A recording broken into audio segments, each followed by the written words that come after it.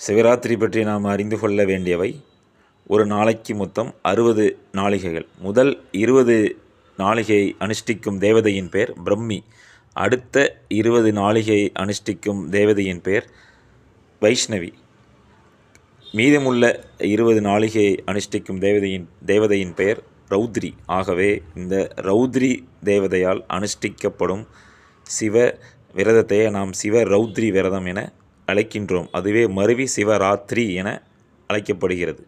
மேலும் இந்த சிவராத்திரியின் தத்துவம் என்னவென்றால், பிரம்மாவும் விஷ்ணுவும், அதாவது சிவபெருமானின் அடி மற்றும் தலைமுடியை தேடிய படலம்.